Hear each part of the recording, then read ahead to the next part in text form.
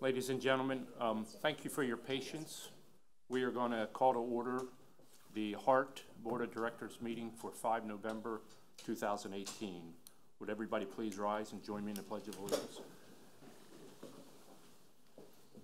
Pledge allegiance to the flag of the United States of America and to the republic for which it stands, one nation, under God, indivisible, with liberty and justice for all.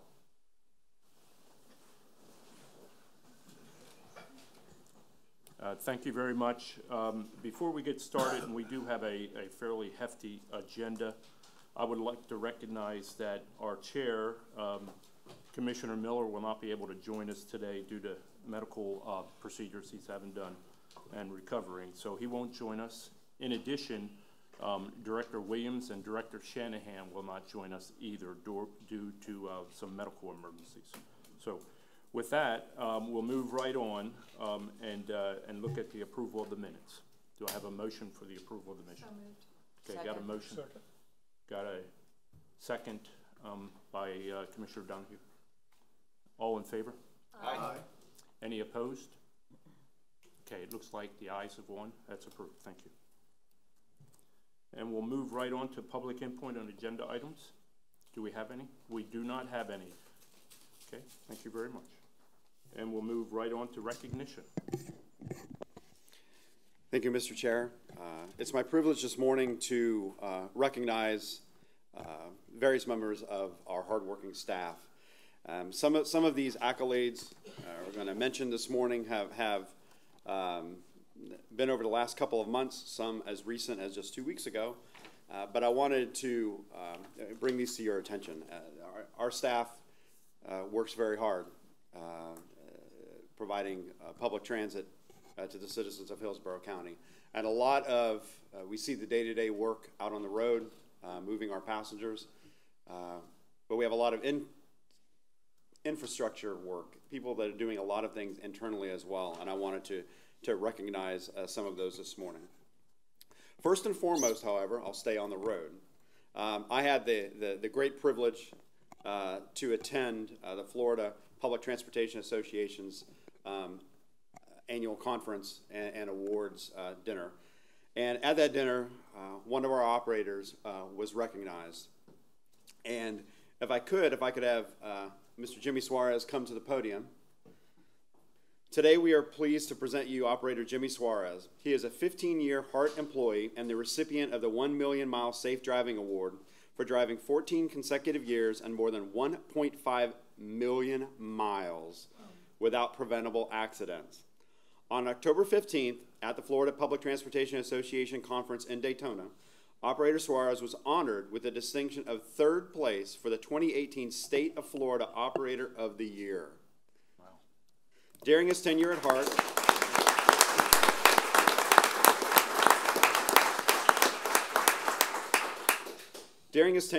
Operator Suarez has been an exemplary employee whose dedication and level of professionalism has made him a role model to all bus operators. Again, please help me congratulate Operator Suarez on his great accomplishment. Thank you, Jimmy. Chair, hang on a second, Jimmy. Jimmy, I want to listen, not only do I like the sound of your last name, sounds pretty good to me, but you know, you having no accidents, I don't even have 3 Suarez sons that have had less accidents than you, so, and they're much younger than you. Congratulations on this accomplishment. It's a big deal. Appreciate it. And Jimmy, congratulations on behalf of the whole board.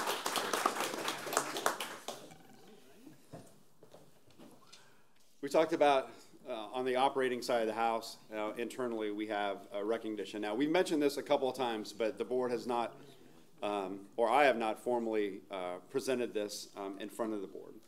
And with that, if I could have Ms. Lee come to the podium. So our Chief Administrative Officer and my interim Chief of Staff was honored as the 2018 Tampa Bay Business Journal's Businesswoman of the Year by the Tampa Bay Business Journal. Ms. Lee was recognized for her business success and her passion and drive to improve the public transit industry. Additionally, she was recognized as a results-oriented leader with a track record for strengthening organizations through process improvement and implementing innovative methods to achieve organizational strategic goals and objectives. Congratulations, Ms. Lee.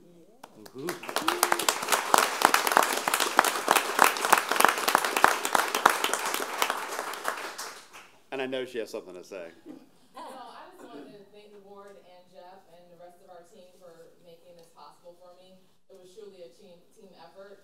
I couldn't have done it without everybody kind of driving the bus with me and wanting to be different and be innovative and creative and making this place the way we needed to be. So I was super excited about it, and it was a great opportunity, but a great accomplishment as well. So just thank you for your support. Thank you.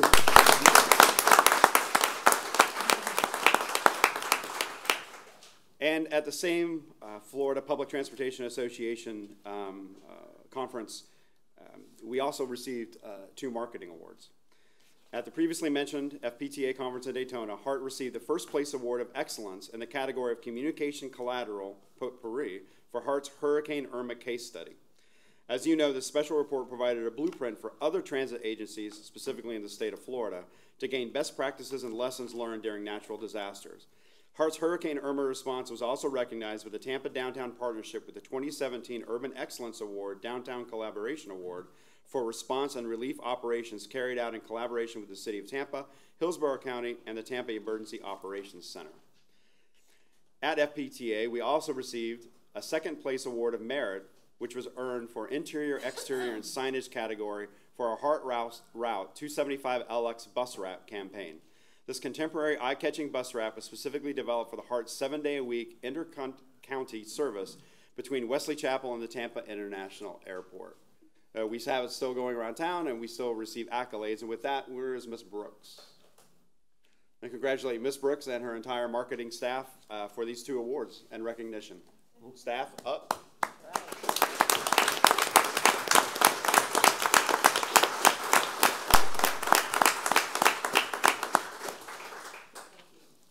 Last recognition goes to a big part of the organization.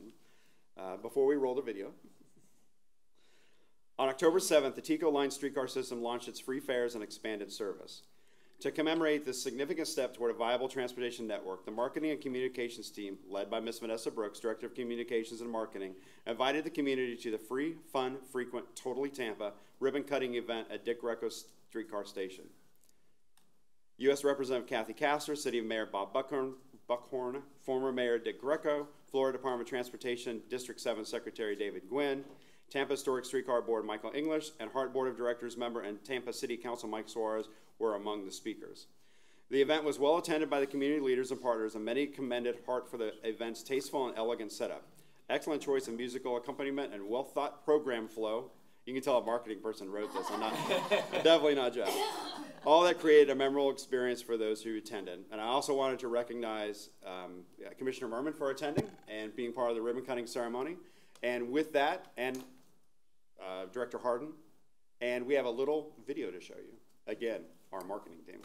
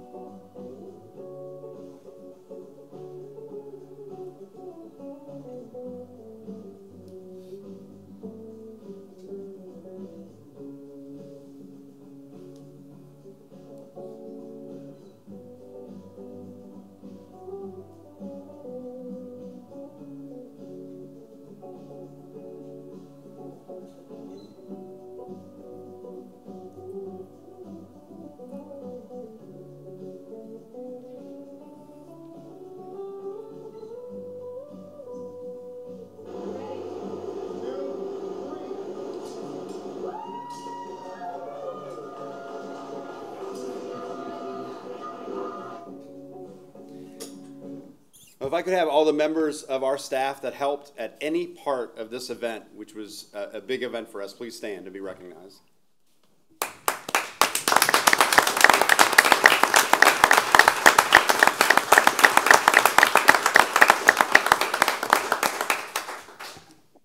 Thank you, Mr. Chair. Okay, very good. Thank you. Always nice to start off like that. We'll move right on to approval of consent agendas.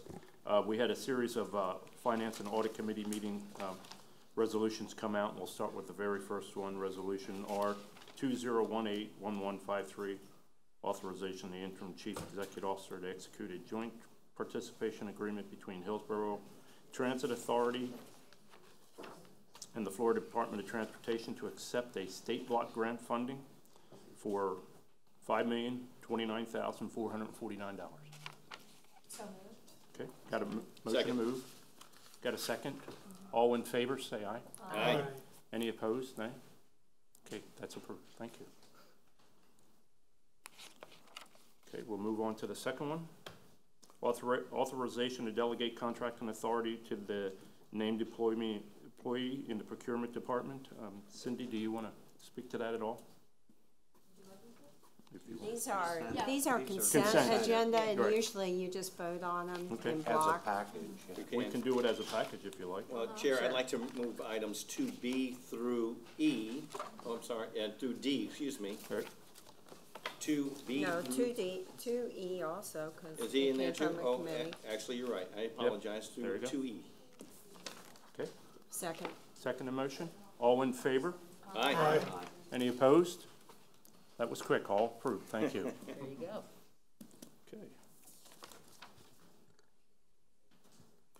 Okay, approval of that. We're going to move right on to 3, approval of action items. Resolution 2018-1158, approval of revisions to HART policy, board policy. And I believe I'm turning that over to David.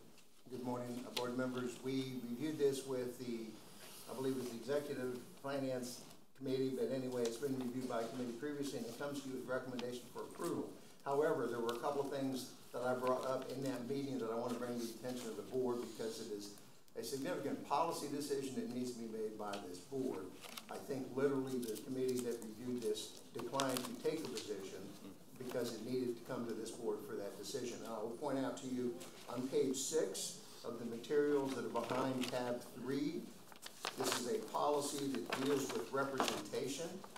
And the changed aspects of the policy you will note are in blue. The first part, paragraph 1, is simply to clarify what the statute says. The statute indicates that the representation in the county is reduced by the representation of the cities in order to have, in essence, the unincorporated county number, which determines the representation in terms of number. Some people have interpreted that to mean that your appointee needs to come from those districts. That's not what the statute says. That's not historically what you've done.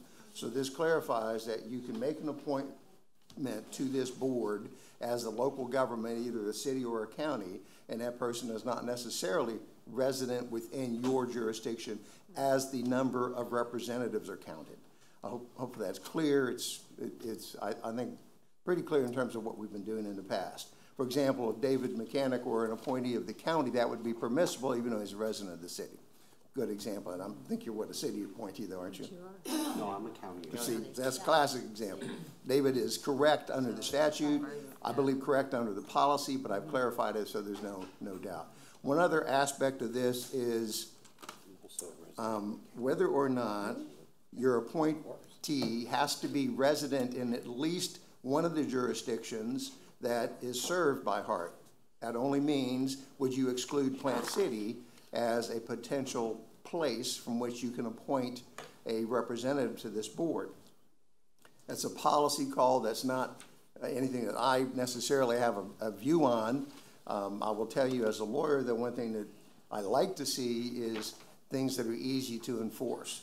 So if you stick with a countywide issue, you are free to appoint someone who happens to be a resident in Plant City if you choose to do so. So my question to you today is whether you want to exclude the jurisdictional area of Plant City from those eligible to serve on this board or not. If I could, I definitely think that they should be excluded. They're going to be, I don't think that you should have a member of the city of Plant City that is not already participating in terms of taxable. obviously they're a county resident, but they're not a member of Plant City. I think that if we're going to do it this way, I think it's important that we continue to have it the way it is. I would love to have Plant City be a participant and a signatory on this document, but since they're not, I don't think that if we name someone specifically from Plant City, you know, I think that that's okay to keep that that open, because there's plenty of other people in the unincorporated areas of the county that we could take. So, Director Kemp, did you have a question? No. I had a comment also. Alright. I agree with Councilman Suarez's assessment. I think if they're not contributing, that's representation without a contribution. And I just think that's inappropriate. So while I, again, would very much welcome and think it would be to the benefit of Plant City to be part of the HART contributing district. I don't think that a district that has opted out should be afforded representation. Director White? Thank you. Well, Plant City's in my county commission district, as you know, and I think they should be included as allowable for representation on this board. Right now, we're a bus agency, and I know they've opted to not participate and have our bus service in their city, but there's been a lot of talk of us transforming into a true transit agency. We have a lot of folks that live in Plant City that, commute to downtown Tampa and to other areas throughout the county. And, you may have someone that's interested in what's going on with regards to transit in East Hillsborough County that just so happens to live in the incorporated area of Plant City. You look at Dover, Thanota-Sassa, even Brandon, Valrico as surrounding areas. I think if someone, has an interest in what's going on around them, but they just so happen to live within the city limits of Plant City, they should not be excluded from the opportunity to participate here. Director Merman? Thank you. And I agree with Commissioner White. And I understand the argument about not including them because they're not giving. I get that. But what better way to entice them is to help them be inclusive, say, we're including you. Maybe Jeff can go meet with the mayor out there in Plant City and say, let's discuss the potential of you, because a lot of your residents do ride the bus in, and they do. That's usually a sold out, I think, route.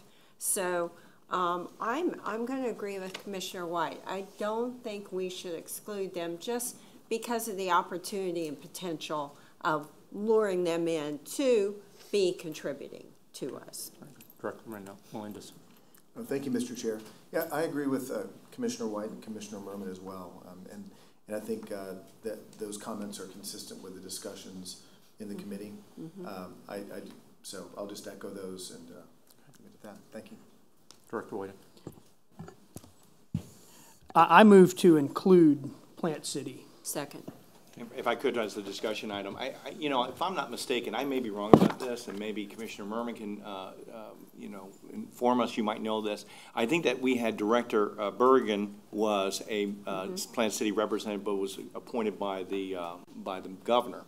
And I would suggest that maybe we can change the language that a gubernatorial appointment could be allowed as a Plant City resident, as opposed to it being a county representative. Because in that way, we kind of split the baby a little bit, and I think we'll be all satisfied with that. Because I think that if you're a member of this board and you're a county commissioner, you should take, very serious when people are not involved in our decisions in terms of their putting their dime down. We're all paying for it. Plant City isn't. And I think that that's an unfair advantage that they might have. If the governor wants to go ahead and appoint somebody, that's his prerogative or her prerogative to do that. That's the only thing that I would say, because we have to find a way to get them involved without giving them a seat automatically from us. If you see what I'm saying. I mean, how are we going to leverage them to get on this board? We haven't been able to do it in the last 7.5 years that I've been on this board. That's not going to give them incentive. That's going to say, like, hey, look, I can make decisions for that, something I don't have to pay for. And I don't think that's right. All right, we got comment by Director Kemp first. Councilman Suarez, if you want to make that in the form of the amendment, I would be willing to second it. I don't know if you wanted more discussion. I would gladly make that amendment to the motion, but I think that we probably would have to clear that motion first before we make a second We do. motion. That would be my guess. Yeah. Okay. So, Yeah, and we have a standing motion right now to include Plant City by Director White. No, that's not how it works. I'm Point sorry, of Robert's order. Rules of Order. he'd have to, well, listen, he'd have to accept my motion. It's again, you know, it's a little bit, I mean, I can make a second motion that's interior to that, so. Substitute. Point of Yeah, parliamentary I procedure. don't think it's the right Right, procedure, point of but order. You can simply make a motion to amend. I know that, but I don't think it's gonna go anywhere. That's my point. So Or a I'm substitute. waiting for us to make a decision on this before I make my motion, because I really believe if you've already made a motion a second, I know there's 2 votes in favor of your motion. It's a little bit separate than what I'm talking about, which is a different part of this. You're talking about allowing somebody from Plant City to be on the board. I'm saying it has to be an appointment from the governor. So I think that if we clear up one, then we can make a motion on the second. Well, I mean, if I may, Mr. If you're Chairman, amenable to it, I, I'd be fine to do it, but. well, no, I was actually in the queue to say that I'm not supportive of that. The Okay. intent of my motion is to allow gubernatorial or county appointees to be from Got the it. city of Plant City. That was my guess too, Commissioner. I hadn't finished my statement. Oh, I'm sorry. I apologize. That's okay. But I also wanted to reiterate also, I do believe that it is, it would be no incentive to put someone on the board and say that that was okay without being a contributing member. In fact, it would be work in the other way and remains as a disincentive to that. And I certainly wouldn't, want that to happen, not that it would, but I wouldn't want to see that happen to Temple Terrace or other places, because why not? Right.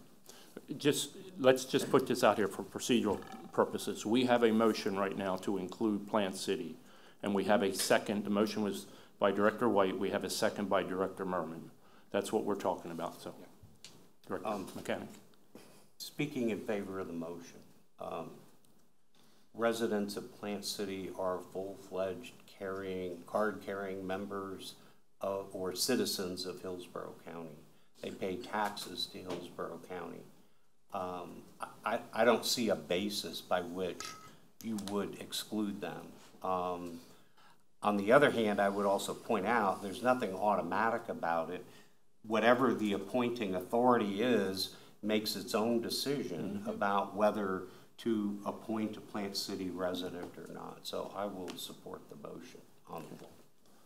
Director Melendez, then we'll go to Director White. Thank you, Mr. Chair.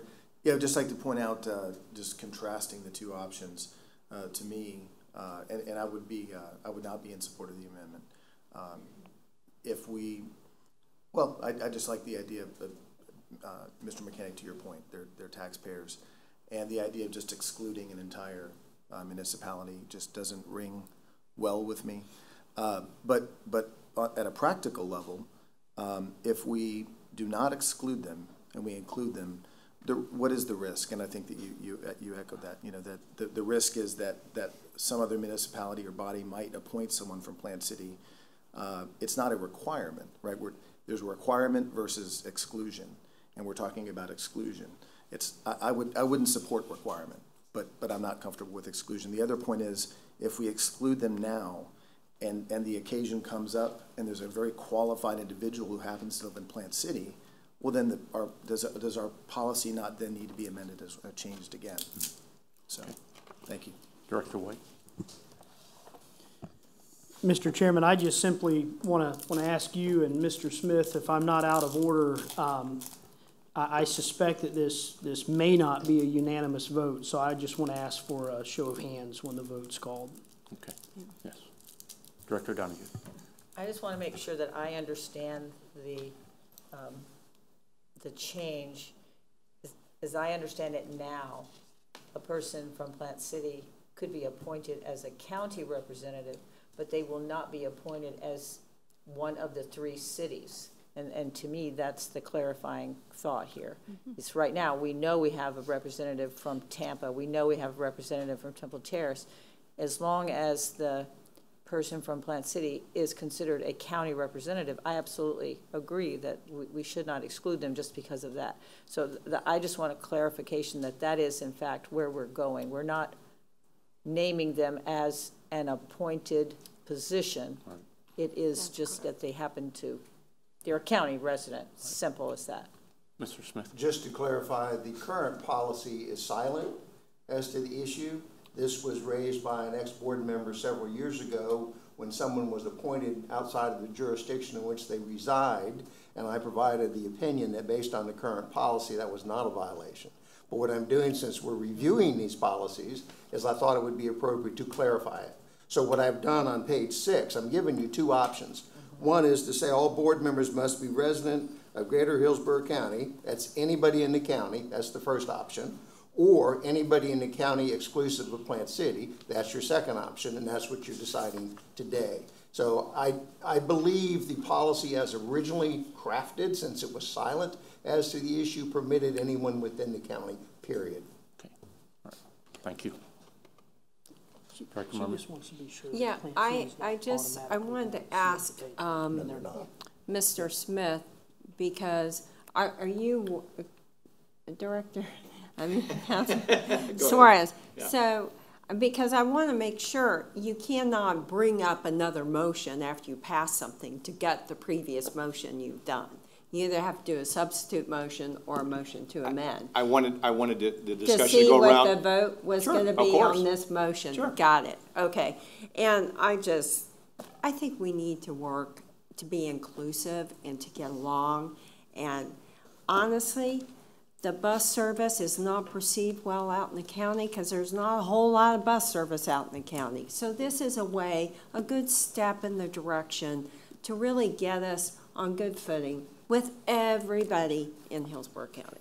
One more point. I believe part of Ms. Donohue's question was, does that mean they're going to be appointed? No, it does not. It means they're not ineligible. Right. So they would be eligible to be appointed if the motion passes. Right. They would be ineligible if you take the alternative route. Gotcha. Okay. Okay. Director Kemp? I'd just like to say that I found Director Donahue and Melendez's discussion points and clarifications compelling. And so I would be supporting that as stated, no exclusion. But I would like to make clear that to the point of that we have barely ever used any countywide dollars at all to support this agency. Just want to make it clear that in case it's not understood, that each of the jurisdictions opts into this with their ad valorem property taxes to support HART, and that hasn't been done in Plant City, which is something I would really like to see us do. In fact, I think the balance is would be a benefit to Plant City rather than the agency, unfortunately. But, you know, I know they have it's a much bigger issue in Pinellas County where they have like 24 or 28 jurisdictions, and 4 or 5 have opted out that have very significant tax bases, far more significant than Plant City is in the scheme of our tax base here. But I'll be supporting the motion as stated.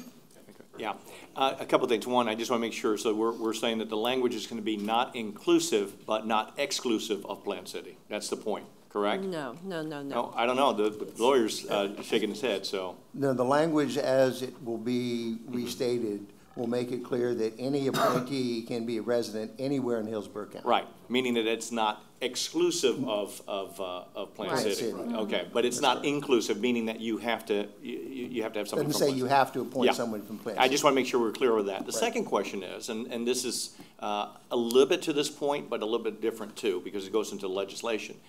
Can the governor appoint from any place in order to put on here? They could be from Polk County, they could be from Pasco, they could be from anywhere, can't they? I don't believe that's true. I'm asking a question. I just want to know, because I was reading through it. I did not see. It says all board members doesn't address it in here. Resident in Greater Hillsborough County. Yeah, but that's not for the governors. That's for us. As you're changing it now, it's going to say Greater Hillsborough County. So the question is going to be whether that is consistent with the statute. Right. And I'm going to have to make that decision to come back to you. You see where I'm getting at this, which is that the governor can appoint anyone from anywhere to be on this board, correct? Because there's nothing in here that controls the.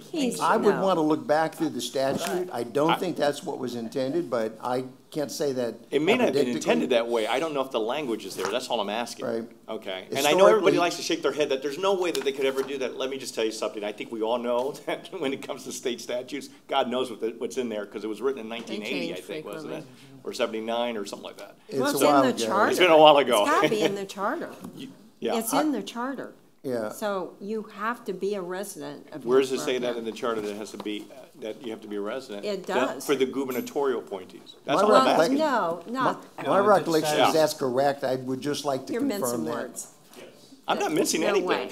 I'm No asking way. a No, if question. the, if the charter says that you have to be a resident of Hillsborough County, then the governor can't act Right. contrary to the charter. Is Right. correct, as long as the charter is enacted consistent with the statute, which it has been. Yes. There you go. That's the answer then. All right, that's what I was expecting you to say, one way or the other. All right, we're gonna Okay. move on Thank you, to a Chair. vote, unless I have any last comments. Okay, so we all understand the motion is to, inclusive of all municipalities, of Hillsborough County. Am I correct, David? It Correct. says entire Hillsborough County is the way it's Okay. worded, but yes. So the motion is to proceed with that. All in favor, please raise your hands. Okay, you got a unanimous? All Unanimous. opposed? None. Okay, it's in favor. Thank you. I just had two more small Now points, you know not why nearly we as brought that to the controversial. full board. These, Go I ahead. don't believe these are nearly as controversial, but I want to make sure I point it out to the board, so you don't say a month later, why did you have us approve that without talking about it? It's on the very next page, page 7, bless you. There is a definition now for the occurrence of a vacancy. Some of you who are not on the board may recall the gubernatorial appointee retired from the board, and there is a statutory requirement of a reappointment within a specific time period that the governor did not meet. Failing to meet that, there's another statutory requirement, bless you, that this board must act to fill that spot. We thought there was a little concern about the apparent impudence of perhaps telling the governor he lost, we're going to appoint somebody. So we wanted to define what vacancy means, which was undefined. So the occurrence of a vacancy on top of page 7, deemed to have happened upon the date of delivery of notice to the appointing member. The point is, did the governor know that his nominee had stepped aside? So we're just making sure, it's kind of a due process concept. That time period begins to run from the date the governor in this instance, or the county in another instance, is notified. Meaning they're not deemed to know, we give them notice, the time period will run. If they don't act within that time period, it's my opinion, this board has to act. So that's what that's about, just to define notice so that the appointing member can't get irritated at the board from moving forward. Okay. The other thing is at the bottom of the page, minor point in my opinion, it allows the chair to appoint interim or replacement members to standing and ad hoc committees for purposes of quorum. Sometimes it's difficult to get a quorum. I didn't want you to not know that you're giving the chairman the authority by virtue of approving these changes. So those are the last two that I think are at all kind of potentially policy-related decisions I wanted to make sure I brought to your attention. The rest of them are mostly language clarifications. Any questions? I believe we'll need to vote on this too. I have a quick question about that. When you're talking about the occurrence of a vacancy, that's for any vacancy, no matter what body is appointing that person. Correct. So the suggestion, and maybe I'm reading this incorrectly, David, to just make sure I'm correct about it. So we could appoint someone on an interim basis until the governor reappoints or appoints someone new to the board. Is that correct? The statute doesn't really say interim basis. If he Okay. fails to appoint within the time period, Okay. you act and appoint somebody. You Okay. could defer to the governor and then replace that appointee, or you could make it an interim at your prerogative, but that's not what the statute says. And without action, is it deemed that it is an interim basis? Because we obviously have had this situation come up before where a governor has not reappointed or appointed someone new, and that person continues to serve on the board. So is that considered an interim, or, is that a permanent without, we're not doing anything, we haven't done anything, we haven't made a vote about it, but. The way the language reads, it says board members shall serve for 3 years. Mm-hmm. It'd be my opinion, if you appoint a board member, you have to follow the statute, so that board member serves for the time period. Now, if it's filling a vacancy, it serves to the balance of that term. Okay, so good, because the question is that someone's term is up and they're still serving, meaning that we have not taken any action about that. Is that okay? That happens often, and the statute contemplates you don't lose your position until you continue to serve until your appointment is made. The problem we had was we had a board member resign. Yeah, and I just want to make sure, because I know we've had several situations like that where we have had, you know, people continue to serve even though the governor has not either reappointed that person or found someone new. I just want to make sure we're clear about it. That's specifically contemplated by the statute. You continue to serve until you step down. Terrific. Director Merman? I just want to ask you a quick question, David.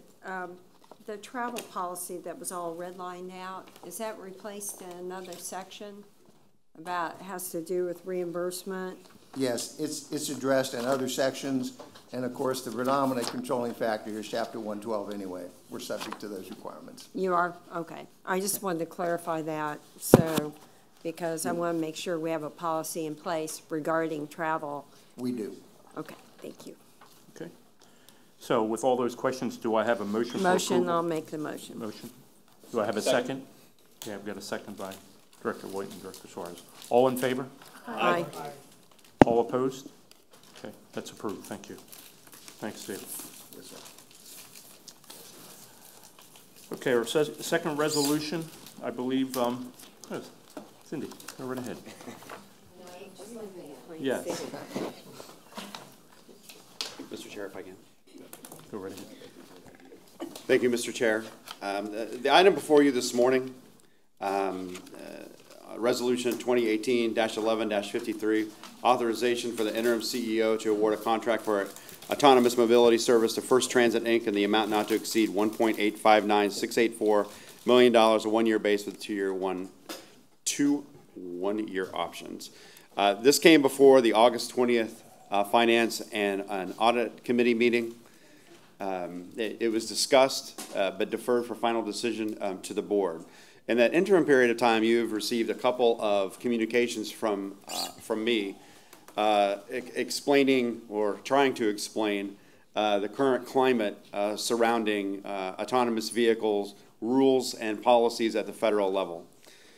It was my desire to defer this contract until December based on the fact that the National Highway Safety Transportation Administration and the federal government had not decided on the usage or continuation of waivers for AV vehicles on publicly shared right-of-ways and roadways.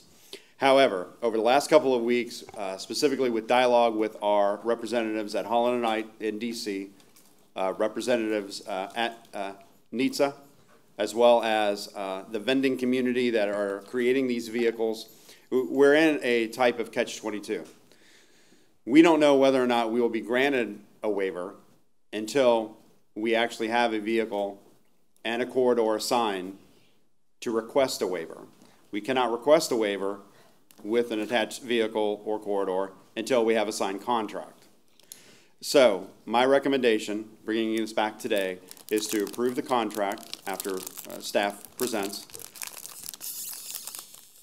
with the stipulation built into the contract, and I had this conversation with a couple of board members as well, having the stipulation in the contract, which again, you're not approving the contract today, you're approving the ability for me to enter into the contract with the vendor. We would put the language in that contract that would make the receiving of a waiver a go, no-go for the contract itself.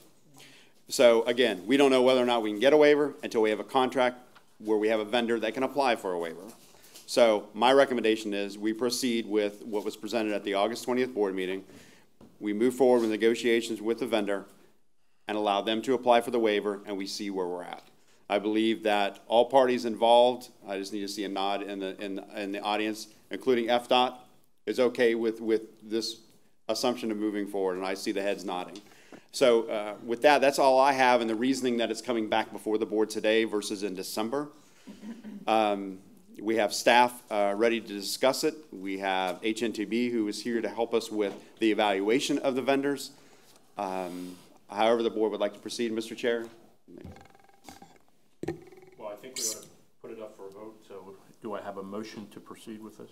So moved. Okay, I've got a motion by Director Director Merman, and second by Director Suarez. All in favor?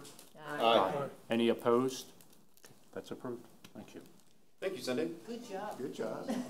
Great job. Yeah, great job. You want me to proceed with the procurement considerations? We presented these at the August board, so it would essentially be the reiteration of what we went through to get to this point.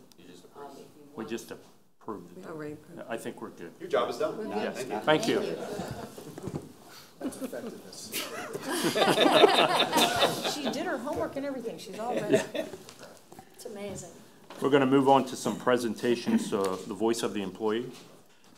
Mr. Chair, if I may. You may. As the board may recall, we established a series of performance measures for 2018 and for 2019. As part of this, as you're aware, we do a Voice of the Customer, where we go out and we talk to our patrons and our passengers to see how we're performing, what could we do better, and use that as a measurement. We also have started doing an internal Voice of the Employee to really gauge where our employees feel they are on an engagement level. When they come every day, how empowered are they? How do they feel about working for HART? So to be able to develop that performance measure for 2018, an employee engagement survey, voice of the employee survey, and interviews were conducted in the late spring and early summer of this year. CPS HR Consulting performed that, and this morning I would like to turn it over to that group, Judy in particular, to go over the results of that survey. So good morning. I'm Judy England-Joseph, and I'm happy to be here to talk to you about this survey that we conducted and focus groups that we then conducted to try to dig deeper into what people were thinking when they filled out the survey, and to understand a little bit better what nuances we might miss from the survey of questions when we don't really know what people appreciate or understand about what the survey question may be trying to garner. So what I'm going to do, you have a set of slides in front of you on your screen, but I'm just going to quickly go through a few things that I'd like to highlight. Okay, so first of all, this is just a visual to give you an idea of what, when we think of employee disengagement, it's when people don't do their jobs, being mindful of what the job really is, right? That they do just because they think somebody has told them to do something. And employee engagement matters to organizations like yours and to jobs like you have as board members, because if employees are engaged, they feel they are connected with the mission of the organization and they feel that they can have impact. So the higher the engagement someone may feel, they also feel they can improve the quality of what they do, they can improve the cost, meaning reduce the cost or be mindful of the cost of what they do, and most importantly, given the situation where you are so directly facing a customer, it is that the highly engaged employee feels that they have a direct opportunity to impact customer satisfaction. So that's why employee engagement matters. But it also matters because when you have highly engaged employees, profitability rate goes up, productivity goes up, quality of service goes up, turnover goes down, absenteeism goes down, safety concerns go down, okay? So it's the bottom line for what you're focused on in terms of what you're trying to accomplish as an organization. So, as Jeff mentioned, the survey was done in March and April of this year. We had a 36% response rate, something that we'd like to see in future surveys go up, okay? But 36% of the employees said things that I'm going to talk about with you. Now, this is not a slide that you have in your deck because I added it last night, but I wanted you to see, in comparison to the private sector, the public sector at large, meaning all government, local government, and then HART. So what you can see is that for HART, the red is disengaged. So that 36% of the employees, 29% are disengaged. The yellow means they're somewhat engaged, which is the bulk of the population, and 19% are highly engaged, okay? So that is not as good as the private sector, government at large, and local government. What I can tell you is it's fairly close to other transit authorities. So you are not unusual in the sense that you have a population that is largely in the middle range, which means that we can go either way. We can get them engaged or we can get them disengaged.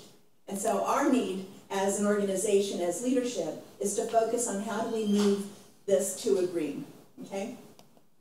So I identified for you the top 10 questions in terms of positive responses, and then the next slide will be the bottom 10 questions in terms of unhappiness or dissatisfaction.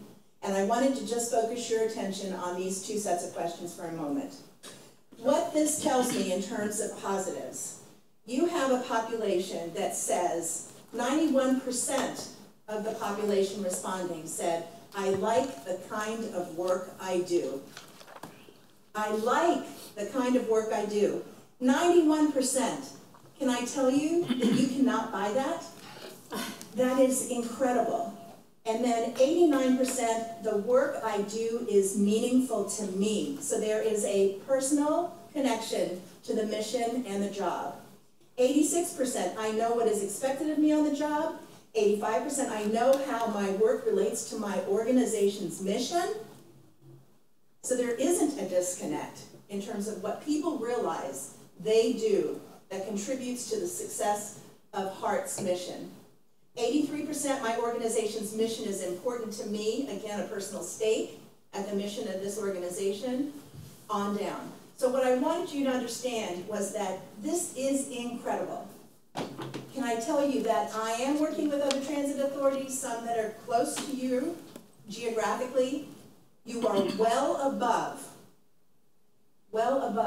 It may seem like the grass is greener when you look to other locations, and sometimes we compare ourselves thinking that we must not be as good as somebody else. With this information, I can tell you that your workforce who responded to the survey are much more positive on things that are incredibly important to accomplishing the mission of the organization. So these are the bottom 10. All right, the worst is I feel that my pay adequately reflects my performance. 28% positive, so 70% are not happy. Pay is not an unusual high, negative, right? So high on the list of things we don't like. This is not unusual for this population. It is also not unusual for highly skilled, white-collar populations. They don't feel they're getting paid as well either. All right, so nobody is happy with pay. But pay does not correlate to engagement. We can pay people more money. They're happy with getting more money for a little bit of time. And then it goes back to how do I feel like I'm treated on the job? How does my supervisor, my manager, my organization treat me? So pay is a short-term issue, not a long-term issue for engagement. I feel that change is managed well in my organization, 31% positive, so 70% are not as positive. Compared to people doing a similar job in other organizations, I feel my pay is reasonable. Again, pay issue, 32%. The ones I focused on was the one that's maybe 4 or 5 down. I feel that my organization as a whole is managed well. So 60% are not as positive, okay, 39% positive. And so I focused on that in these focus group conversations I had with your employees. I believe my senior leaders in the organization will take action as a result of this survey. So 40% believe it, 60% don't.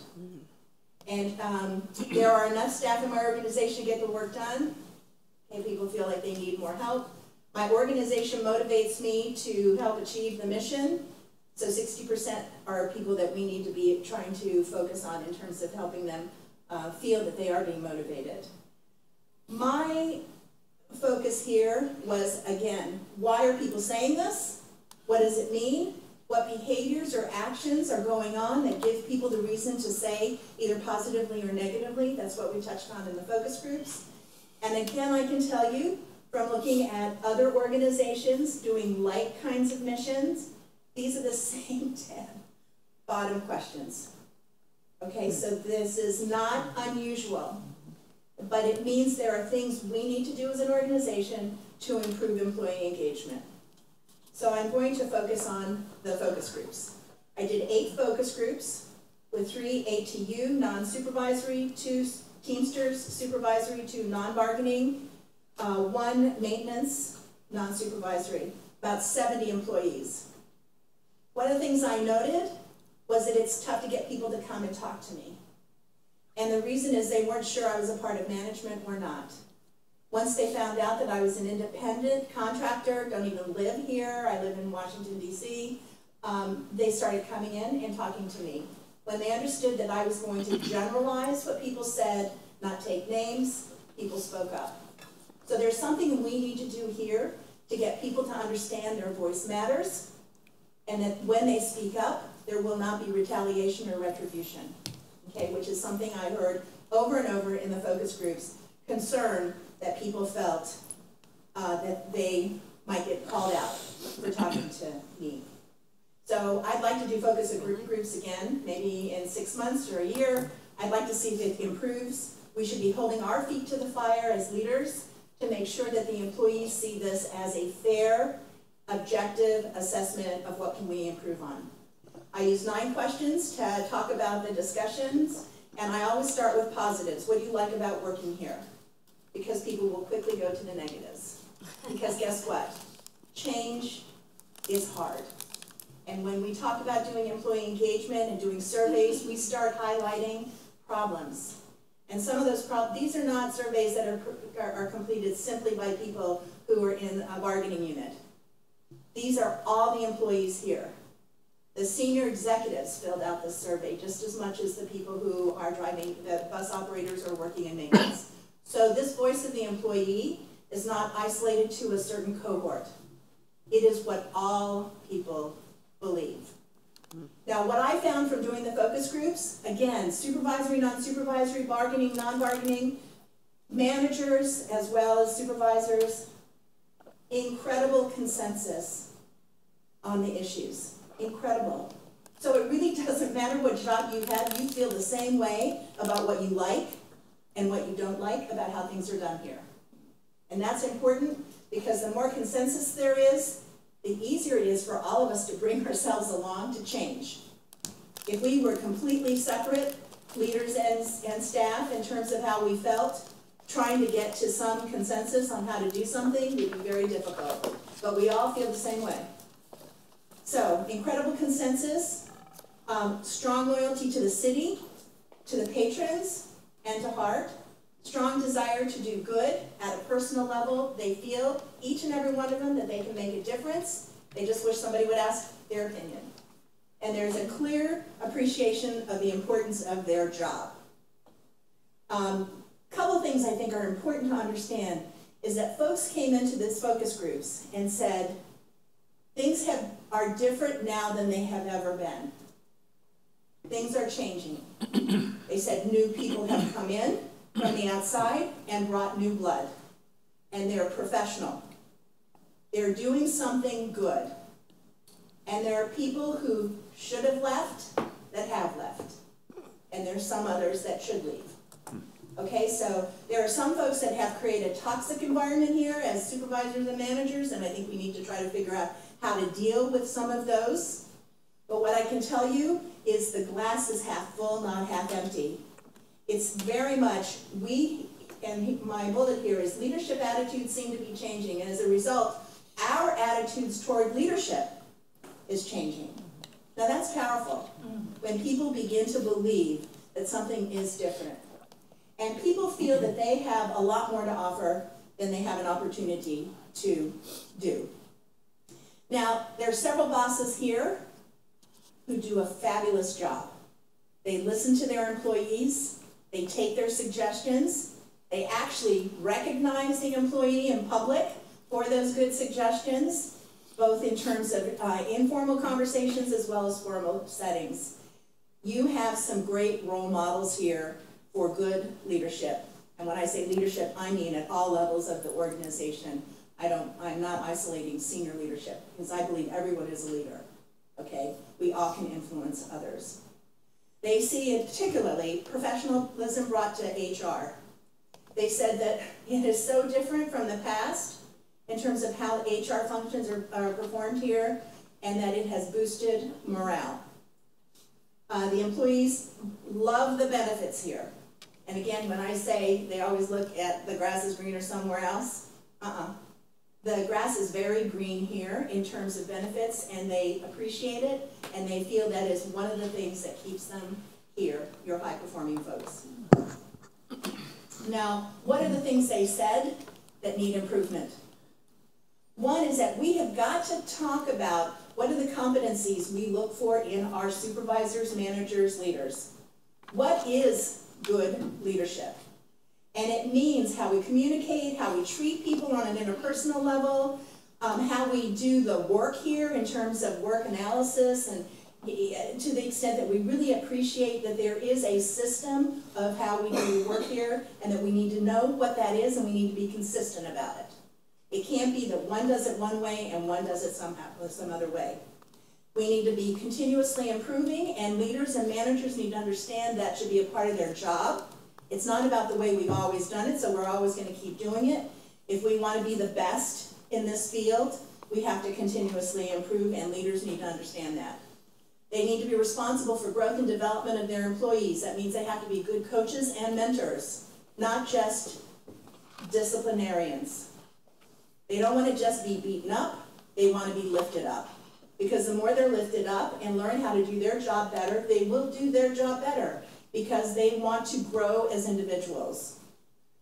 So, and they want fairness. They do see some people treated one way, some people treated another way for the very same kind of infraction. And so there needs to be greater consistency. And to a person, they said, and when these things aren't done well, we should be disciplining people. So this wasn't all about how do we just recognize, reward, and feel good. It was no. Hold people accountable, okay? Decision making. There's a lot of shooting from the hip.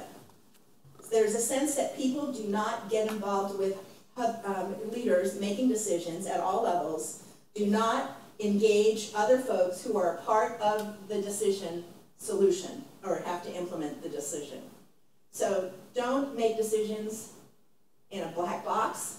Be open, honest, transparent, communicate what those are, but clearly ask people what they think, because folks feel like they have a lot of opportunity to make suggestions that would cost less money and would be less intrusive to the workforce. I've already mentioned accountability. They feel things are really unfair. The disciplinary system is punitive, not learning oriented. At one point in your history, it was more learning oriented, and then it shifted, and then it became, you make a mistake, slap you on the hand, make 2 mistakes, 3 mistakes, you're out. So there isn't this sense of how do we teach each other how to do a good job and support each other. And then when we've taught them, and they should have mastered it, and they haven't, then we do something about it. Respect for the individual. They feel that sometimes when they do raise their hand to make a suggestion, it's not heard, or they're treated as if they don't have an opinion that matters. I've mentioned continuous improvement. I mentioned transparency, consistency of policies and procedures. It's not just how do we treat everybody the way we want to be treated ourselves and with consistency, but how we implement policies and procedures for the way we do our work needs to be consistent. Teamwork. There isn't a culture of teamwork here as much as people would like. Some groups have good teamwork, but overall, it is not a culture of teamwork across the organization. And can I tell you, I heard this for the people who work on management issues, whether it's legal, risk, procurement, or contracting. We need to be working across the organization in an enterprise fashion rather than siloed, where everybody is working on their own thing for their own purposes. There's great fear of retaliation, and they feel that there are strong feelings that you could have a much smarter union contract. Now, I know this was done. I had these focus groups in June. I know you have been successful in at least getting one contract, but it was to a person a feeling that there could be smarter contracts here. And overall, I guess I want to reinforce that managers and supervisors need to see themselves as teachers, not as cops. Communications is difficult here because different people have different types of jobs. They're not accessible to computers. They're on the road, many of them all day long, or in maintenance, and they're not sitting at a computer to read something. And so how you communicate to your employees is complex. But I will tell you that even the people who sit in front of the computer all day long don't read the things that are being sent out, and they admitted it. Okay, because they're doing their job, or maybe because of the way in which we communicate. We need to figure out how we communicate more effectively to get messages out to all employees. There's a real fear that you have talent and experience among new hires. Some talent and experience within the organization they would like to see recognized. I think it's a balancing act of how much you bring in from the outside and how much you try to promote from within, and I think that balancing act is critical. What they do see, again, is that there are people that have come into your organization in the last 2 years, and they named names to me that they feel that those people are absolutely tremendous in changing the way this organization is run. So if I can say anything to you, I would say that you really need to keep doing what you're doing because you're on the right path. And if you decide to make changes that are meaningful to the way in which you can keep the progress that you have already begun to see happening, rather than to step back and maybe go the way things were going before. Now I'm going to mention one health and safety issue, which is people among the bus operators talked about these bus routes. And I'm just going to reinforce what I heard over and over. People who design these bus routes need to ride these bus routes. They need to ride these bus routes the entire time, whether it's, when it's high traffic, low traffic, not riding the car behind the bus, when it's very convenient and relaxing.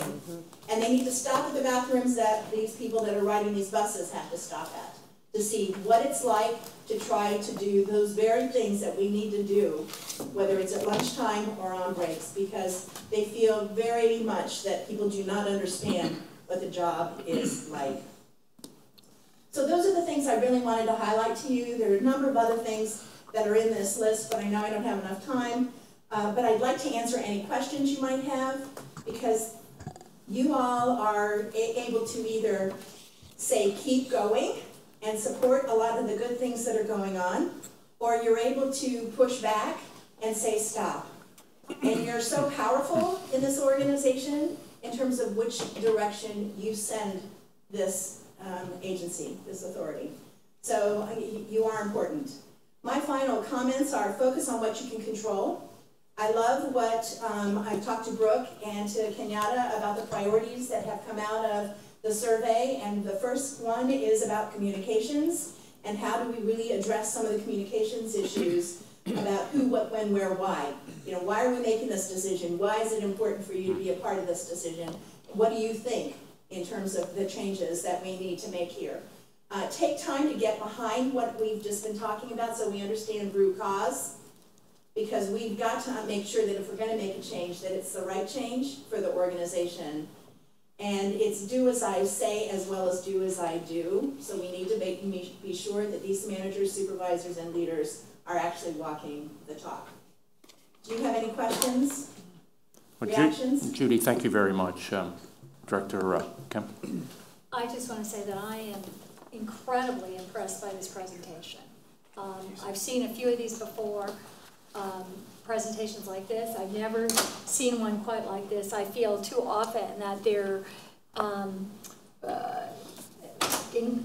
consultants are engaged in things like this to kind of like smooth over and make it look like everything's perfect and there's no work to be done, and that and so this was, I thought, incredibly informative, but to also highlight a few things that directly you said. I'm just so impressed. First of all, I think our interim director here has been doing an excellent job, and I just want to say it sounds like that people within the organization are feeling a positive change in this interim period under this new leadership.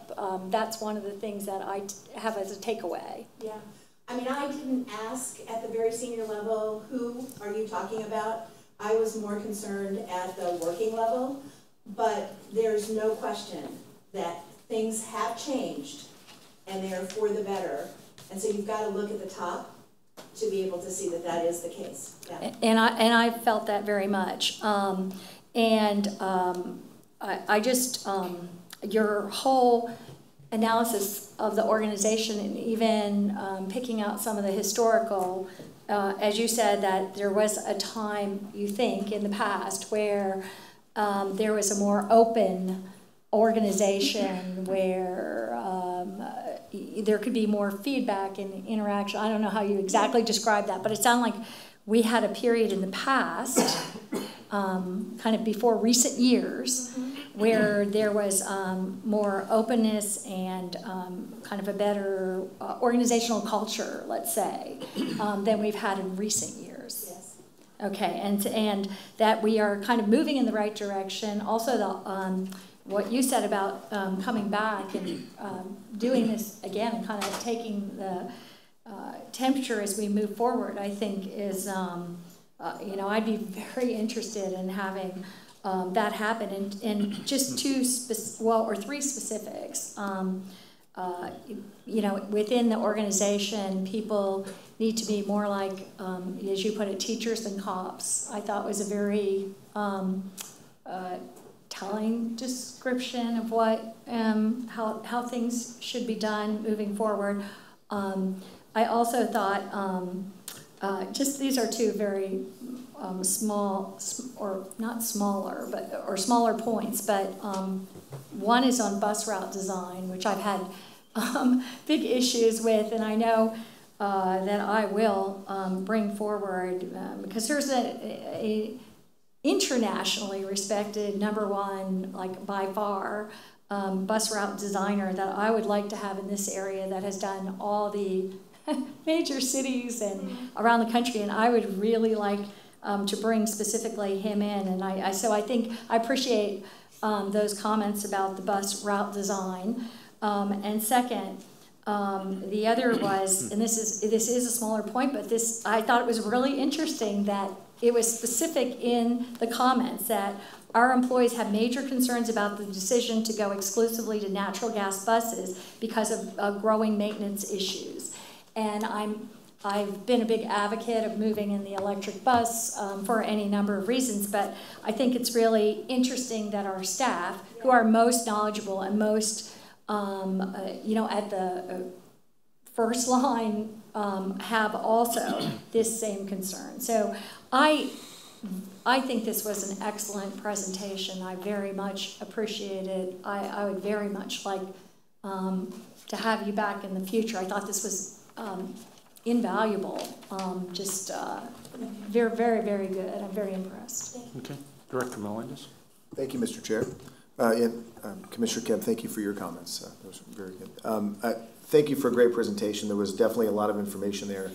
And man, we could literally probably do a day-long workshop. But I would just say overall, and I've been through some of these processes before, the most important thing is actually following through. And I think that was even mentioned during the presentation, and accountability. So I'll just keep my comments short and say, staff, you know, I look forward to using this as kind of a kickoff point to keep the dialogue going, to make a kind of a top 10 or a hit list of things that we need to address, and keep the dialogue going. And I want to commend staff and everybody who participated, and everyone who just gets out there and pounds the pavement every day and does a great job. So thank you. Thank you. Director Suarez. Thank you. I appreciate it. Thanks for this report. It really is comprehensive. It's very detailed, and we appreciate that. Now, according to your numbers here, you were able to have 265 people participate in the written survey. So that's about 36%, as you mentioned. And then the focus group was only, you said approximately 70 people. I'm not sure how you got approximate of, either the person stuck their head in and left, or got it, okay. I was just guessing because I don't know how you approximate a person, but that's okay. Yeah, now we know. And that's about 19% of the 265. Now, because that's where you get your focus group, is that correct? From the 265 to respond, so it's a separate group. Yeah, the people volunteered for the focus groups, and so some of them actually had not filled out the survey. Did they fill out the survey prior to becoming part of the focus group or after? It was after the survey that we did the focus groups. Okay, no, my question is that those 70, were they required then to fill it out afterwards or beforehand or nothing like that? Okay. First of all, it's anonymous, okay? So we don't know who filled out the survey. Right. So when they show up to the focus group, unless they mentioned, I didn't fill out the survey, I would have assumed they did, right. But I didn't know. Got it. They volunteered, and we limit the number in a focus group.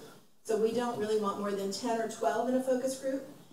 And we want it to be a group that feels comfortable talking among themselves, and so we separate managers, for example, from supervisors. Sure.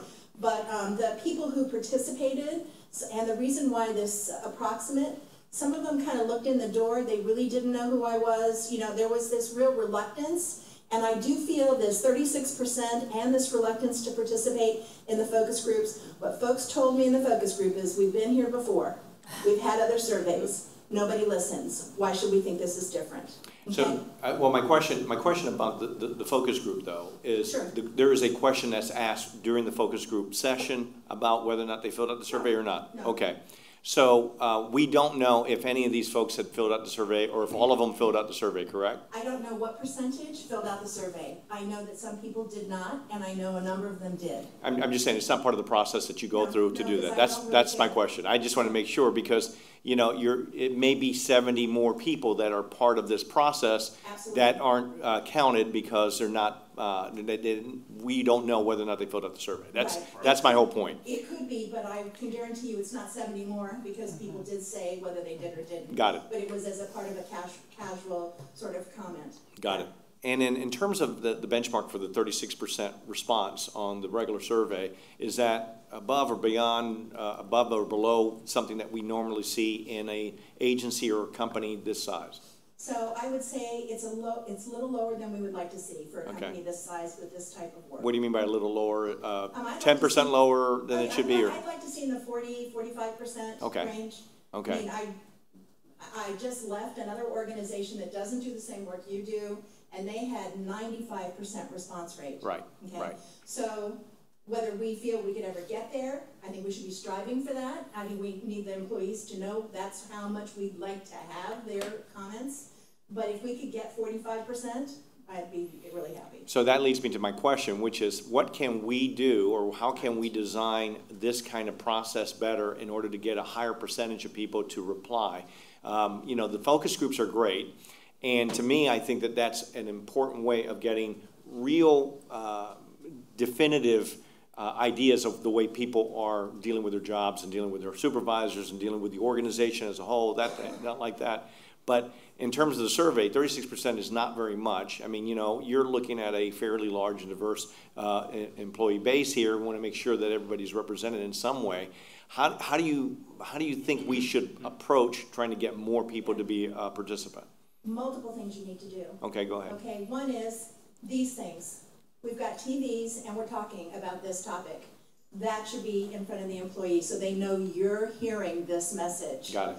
I did an action planning session with senior leaders, and I gave much more detailed information about the focus groups and the discussion from the focus groups. And I asked, please, let's make sure that everyone knows what the focus group folks told us. Right. Or told me. Because if they know that I'm communicating directly to the leaders of this organization, they know their voice is being heard. Because I'm not coloring it based on any history. I don't know who these people are. I don't know if it was somebody who's complained a lot forever, and so we decide we're just going to roll our eyes because that person speaks up, or is it somebody that chose to speak up because they felt no fear at that moment in time? Got it. So that when we're doing the survey, we need to do everything we can to make sure we give that survey to people in ways that they can fill it out. So I know hard copy, because not just email works. Right? Maybe bringing people in and saying, hey, listen, for an hour at the end of your shift or the beginning of your shift, not an hour because this will take 15 minutes, sure. But dedicated to you being able to do this survey, because that's how much we care about you doing the survey. So there are multiple things we could do. And one last thing, in terms of when you're doing focus groups, how much of the water cooler talk filters into what happens with focus groups? So as an example, when you do a focus group, I think you had 8 groups, if I'm correctly? Yes, yes. And so are they all done at the same time, those 8 groups, or is it staggered over a week, or how does that work? Sure, it was just me, Mm-hmm. and so it was 8 over a 3-day period. Right. And there was some water cooler talk, because I know one of your union reps came to the first one, said, this is fantastic, I'm gonna go out and talk to the bus operators, they need to be in here. Right. And so she went out and contacted some people, and I know later on in the afternoon or the next day, I had some people who had not been aware of the focus group who came. So there is some of that opportunity, but yeah, it happened, and I went to maintenance at 8 o'clock at night. Yeah. So that I could meet with different shifts of people. Right. I wanted them to understand that we really care about everybody. And I'm sorry, I said that the other one was the last question, but this is a follow-up to it. So what is the benchmark for a focus group percentage of, because the way I did the percentage was the percentage of the amount of people that responded to the survey. That's even significantly less than what the number is. It might be at 3% or something like that based on the number. What is the benchmark that you look at for for focus group survey, as opposed to the benchmark for a regular written survey? So I don't have a benchmark, because so much is driven by an organization. Let me rephrase, I apologize. Not a benchmark, but in your experience, what do you think is a good number to have in your sense of doing this for so many years? Right, so again, we probably would like to see 25 to 30% of the employees. Got it, okay. But the thing that was important in my very first comment about the focus groups was the level of consensus. So in the research arena, you can start doing focus groups, and when you get to a point where people are saying the same thing each time you're meeting with them, then you're not getting anything new and you can stop. Right. So for the 8, I felt like I'm really getting it. People are saying the same thing no matter where they sit in this organization, and whether they're new or have been here for 35 years. So to me, those 8 focus groups, I wish that more people had participated. Sure. And I think that should be our goal next time, to see if we can get, I'd rather turn people away and say we can't do it because we can only afford to do 8 and we can't have more than 12 or 15 in a room. So I'd rather have that than worrying that people are not showing up because they fear retaliation by walking in the door. Thank you very much. Appreciate it. Thank you, Chair. I guess my question is, what is the lowest hanging fruit that we could just take care of right away? I mean, is it going on the routes and making sure that all the rest areas for the employees are immediately looked at, and whether they need to be freshened up with paint or the plumbing isn't working? I mean, were there some areas that you could say to us right away, look, this will make a big difference immediately? I love your idea about the televisions being everywhere, because I'm sure they're in multiple places, and to direct people. But I also want to know, so now we know we have a starting point. What is our next step? Are we going to revisit this in a time specific? Are we going to give staff and all the employees who can make changes? Do we have 3 months, 6 months? I mean, what do you think would be the timeline to see how we've addressed this? A lot of organizations do an annual survey, but this organization has decided to do biennial every 2 years, or at least the next one will be another year from now, so that it gives you, Brooke and others, time to actually create the kind of synergy to be able to make the kind of changes. And I know Brooke's team has been working on a set of priorities, and then I'm hoping I'm going to be working with them on the action plan, which means that we're not just talking about what's the result we're trying to accomplish, but how do we really want to get there? And the how we get there matters, because if we engage employees in how we get there, rather than waiting to the end and telling them, we'll show them that we are changing as an organization in the way we address some of these issues. Brooke Biscay, Director for Human Resources. Yeah, I just wanted to reiterate that we did have a lower turnout than we would have liked. I was actually a little excited because we had done this a couple years ago, and we were at 21%. So we've moved in a good direction. We know that this isn't just a one-time thing. This is literally changing a culture, and it's going to take some time. So there's some baby steps. We've started doing some of that, some on-the-spot recognition, communicating better and trying to communicate more in a lot of different ways, making sure that everyone gets the message. And we do want Judy to come back in 6 months and do focus groups again. I think that we will have more participation. And when we first did the surveys, we heard the same thing. We've done this before, nothing happened. And I said, well, please at least do it. And then if nothing happens, you can tell me that. The focus groups, again, a little bit more, you know, turnout and talking, and the word kind of spreads. I shoot a few more people in the group. So again, we're hoping to come back, you know, and move in a positive direction. But this is going to be a long-term thing for HART. This isn't just a one-off. Just something that we did last year or part of the success plan this year. We want it to be something that we do each year in our success plans and add to it and enhance it and make sure that our employees do know that we listen to them. And again, accountability is going to be something that we are doing and will continue to do, recognition. And so with that, you know, our change is hard. Judy said that, and it is hard sometimes. But overall, the employees have been positive about it, and we feel like we're moving in a good direction, so we do want to continue with this. I just want to add one more comment. The fact that the positives were so high, to me, indicated that they may have said things like, well, I hate to be so picky, but I want to bring this up, trying to say, you know, I really love working here, but if y'all could just do this, you know, I mean, that's important because that means that they don't feel that they're in a toxic environment, that they do feel that they're doing real work. So those two, you know, looking at them side by side was huge to me because it said, these are the problems that I'm confident the organization is going to listen to me because I feel so good about my work.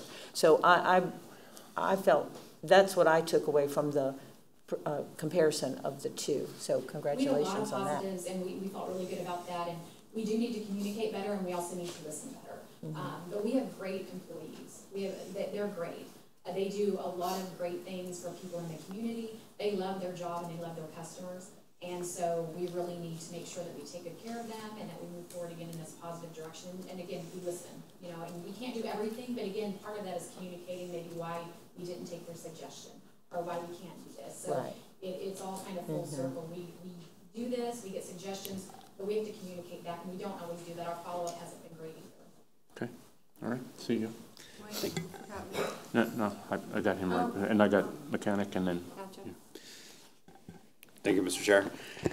To Councilman Suarez's question about how do we get more engagement of our employees to participate, and my answer is we listen, and we listen to what they're saying, we build action plans around it, and we show improvement. That's how we will get more people to participate in these in the future. And I think those of you that have worked with me for the time that I've been at HART know that I'm a very transparent public employee. We very well could have shown you the good slides. We showed you all the slides. It's important to me, and from a financial background, I love audits. I know that's the weirdest thing you'll ever hear me say. I love audits because it tells you what you need to work on.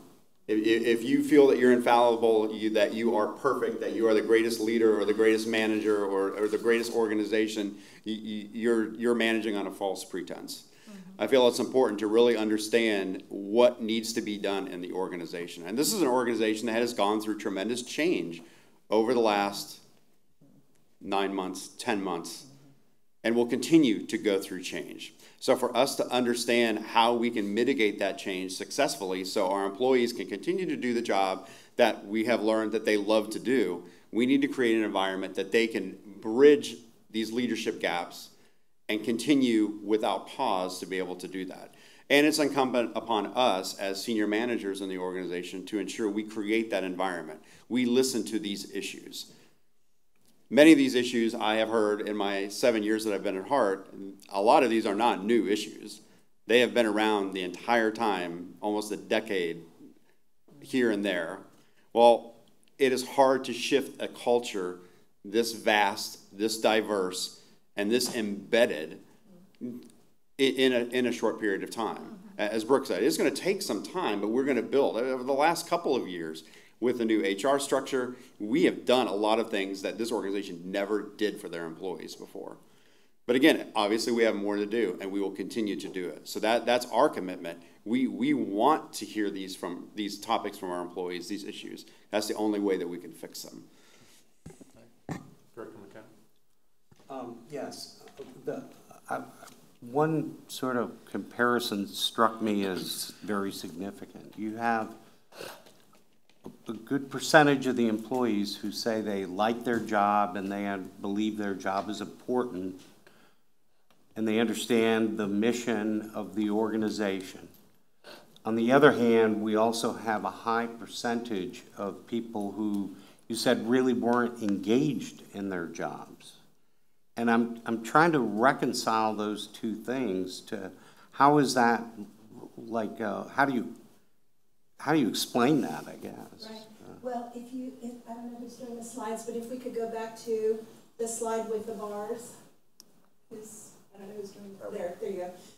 So you have 70% or 71% that are engaged, either somewhat engaged or very engaged. Okay, maybe I misunderstood that. No. So, but what's happening is that when people are engaged, meaning they care about what they do, and they understand the mission, they will keep working, even though they feel like they get beat up and no one listens to them.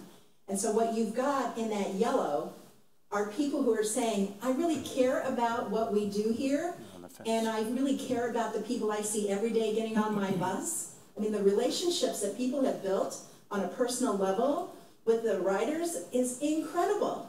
It's just incredible. And so that connection makes them probably, for sure some are in the green, but a lot of them are probably in the yellow. And what we need to do is move them to green by saying, help us understand how we can make this organization better for the customer. Because that's all they're saying. I mean, what I loved about my focus groups conversations, they weren't griping about themselves on a personal level. They were griping about how the organization could be better. You know, that's meaningful. And it should be very powerful to you to recognize that you've got a workforce that isn't there just bad-mouthing because I don't get treated the right way and the way I want to be treated. It's how could we be better? So that's where I would say maybe it was a little confusing, but there are people even in the red who are totally disengaged according to our way of analyzing the information and the way they responded to the questions that I feel we can affect and move into yellow and eventually into green. But there are going to be people always in the red. Yeah. And some of those we got to figure out who they are if we can, because if they're not happy here, they are creating a toxic environment for the others. And if they're bad-mouthing everything that goes on, it's not a healthy organization. But if they can see that we really care about them too, they're going to change. Thank you. Director Martin? Sure, thank you. A lot of the questions have been asked that I was going to ask, but kind of going into the numbers, I think the thing that really concerned me was the low percentage of respondents. And obviously, those that respond, they're going to have a lot of good stuff to say. So you don't know if 60+% of people, they're afraid to speak because it's all negative or what. And I think that's the thing that concerns me. And the words that kept coming up, fear of retaliation, fear. I guess, I mean, can you do, like, can you do surveys on the phone where somebody doesn't have to reveal who they are and they answer the questions? Do they have to give their name when they don't? But I mean, is there a way? The survey is sent out and the responses come back to our company. So there is no connection between the employee and HART on any of the survey results. Okay. But the employees did not understand that when they were filling that survey out or choosing not to fill it out. They had great concern that it was just going back to someone here in the organization. And again, that is not unusual for doing employee surveys, especially the first time when you're building a baseline and you're really serious about it, the way I believe you guys are serious about it. So what we have is baseline. We have a baseline. And you said we're going to measure ourselves from here. Right.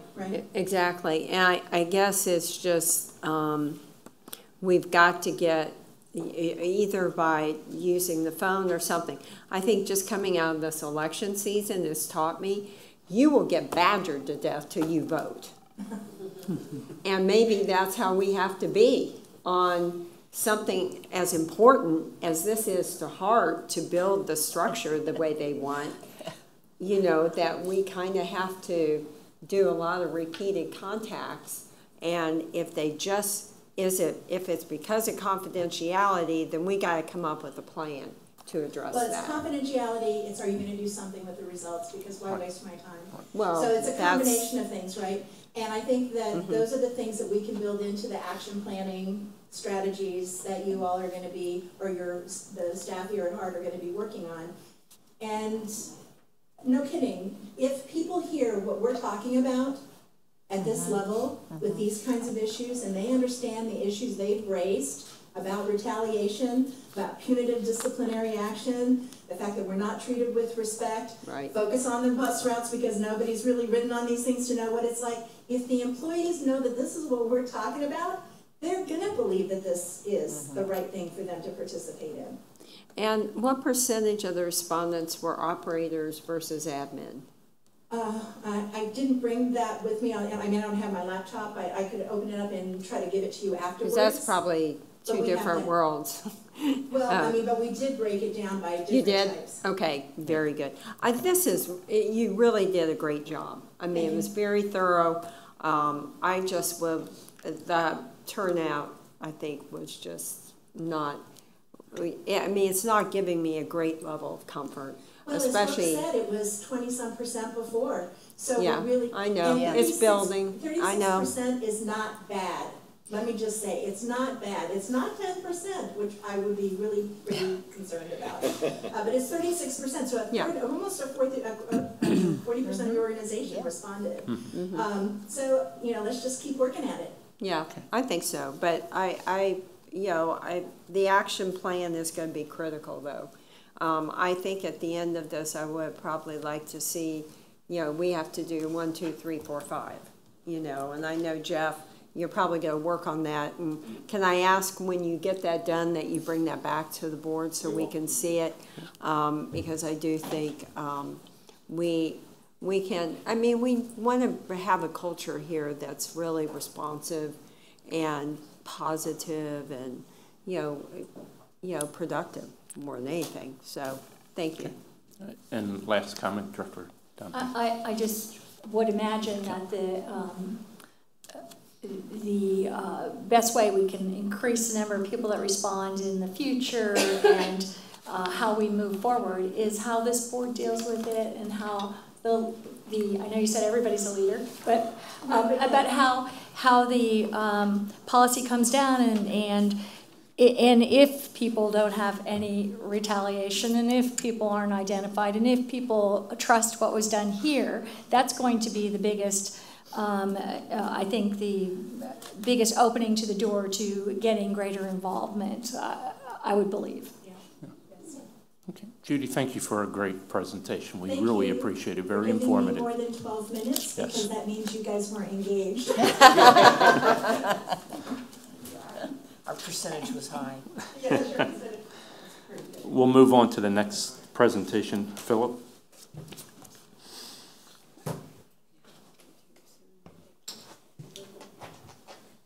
Good morning, board members. I am Philip St. Pierre, Manager of Scheduling Services in the Service Development Department. And I'm here today to discuss the service change that we're going to complete on December 2nd, 2018. This is a short notice kind of service change that we're implementing, and it's mainly due to the resolution of the plan to find a solution for the Route 60 and 360LX at the Brandon Mall.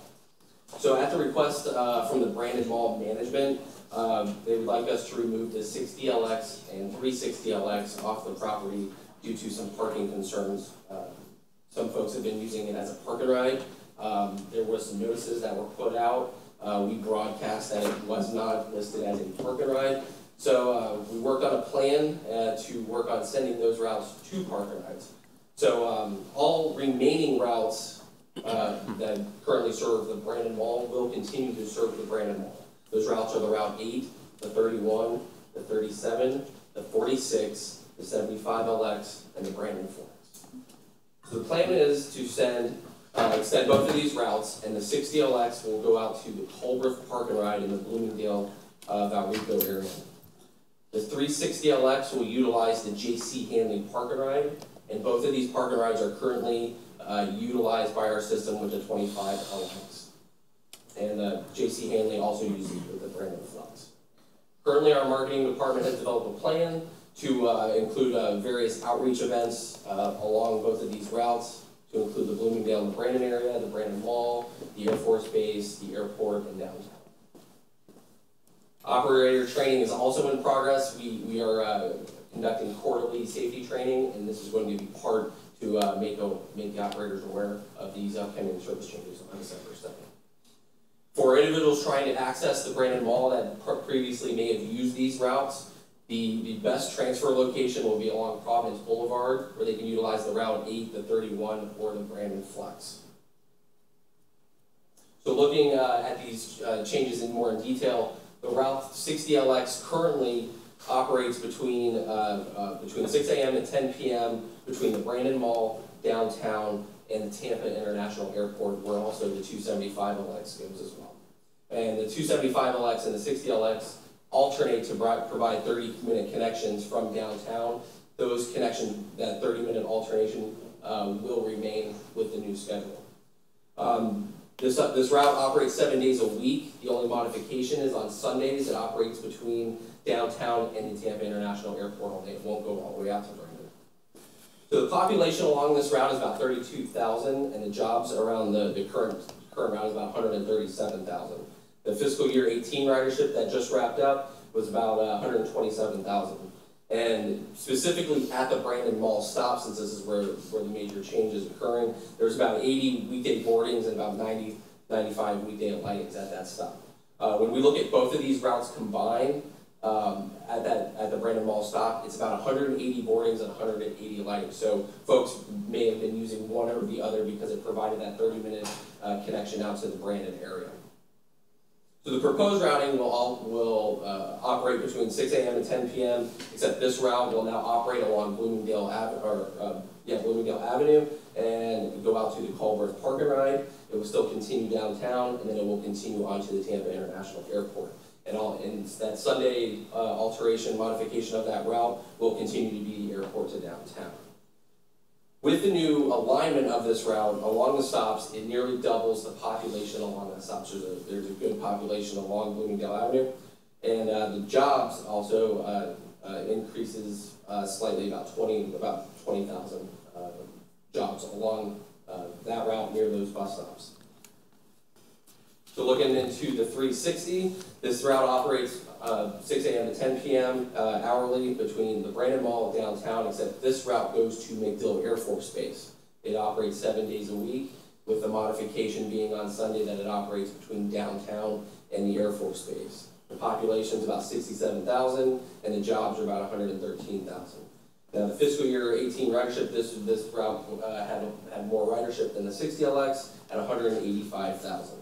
And the boardings at the Brandon Mall stop specifically was about 111, and the lightings were 90. So if you combine those, like I said, it was about 180 onboards and offboards between the two routes at the Brandon Mall stop.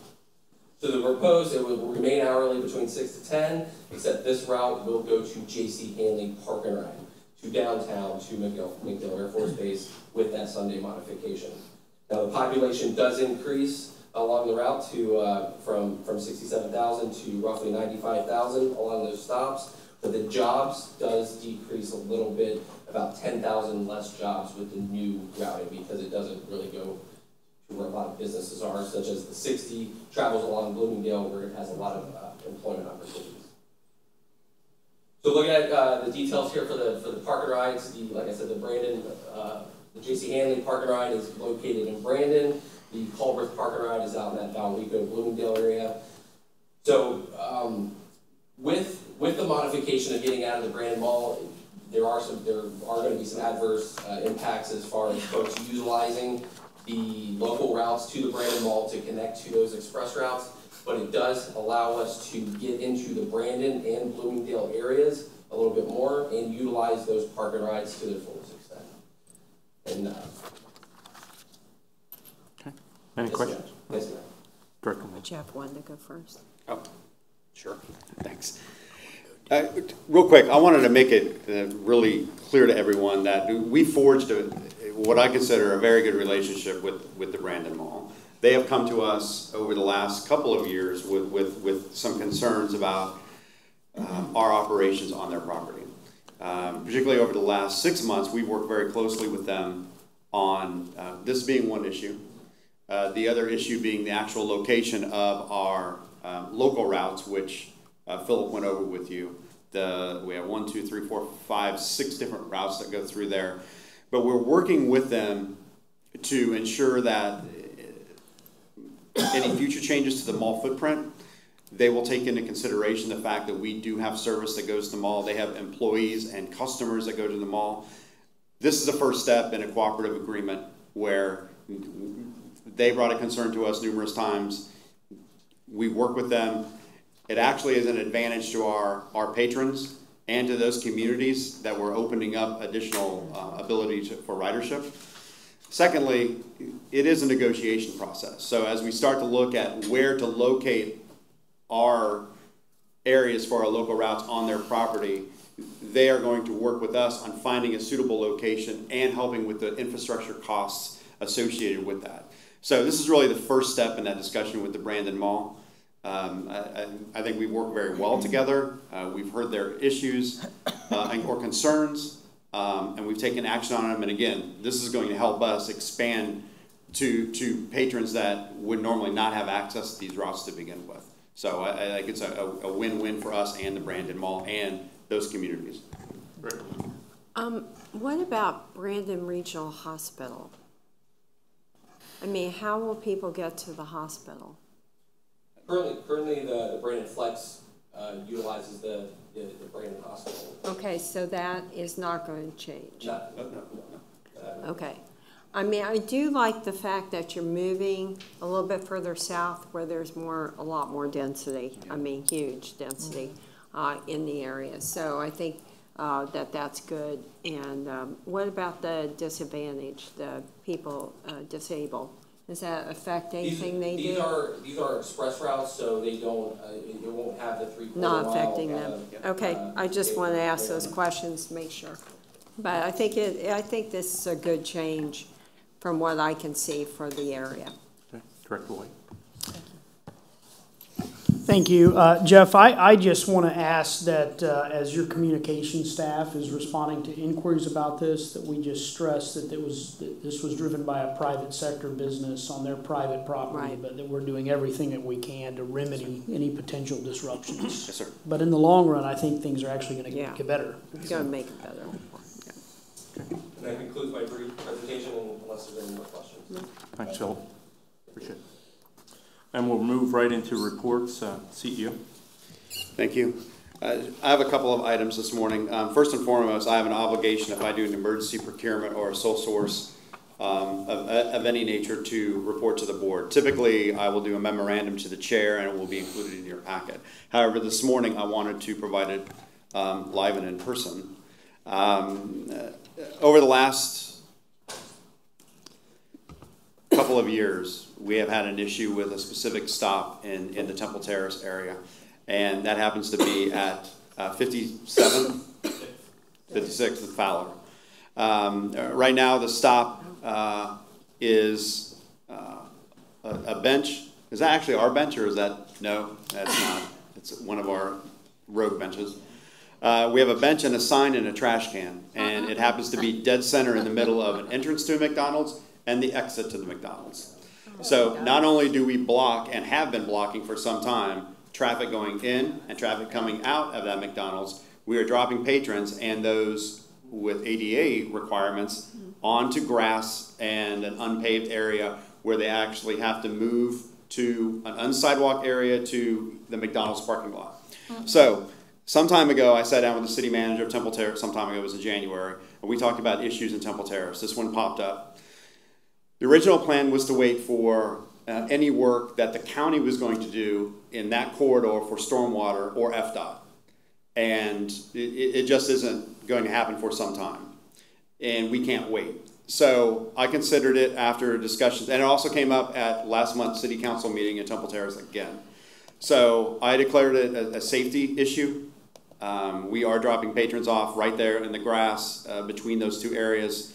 We did an emergency procurement to Kimmons. We're going to move the stop north. We're going to put in a proper ADA pad. We're going to put in the ramps. We're going to put in the shelter. We're going to do everything so this stop has what it needs for Temple Terrace. So with that note, I have informed the city manager. I'm not sure if it's going to be brought up at tonight's city council meeting, but I will prepare a letter to Councilwoman Donahue and the mayor of Temple Terrace saying that we are moving forward with this with the timetable. But this is something we should have done a long time ago, and we just haven't. So I went ahead and just did the contract, and we're moving forward with this. So if there are any questions concerning this stops, and specifically, I would be happy to answer them. You're making a lot of people in Temple Terrace happy. Thank you. All right. My second item is a very quick update on the MVP Express, which starts on the 11th. Good morning, Kenyatta Lee, Chief Administrative Officer. As Jeff mentioned, we will be starting our MVP Express on November the 11th, and then we'll be running through the remaining home games for the Bucks to December 30th.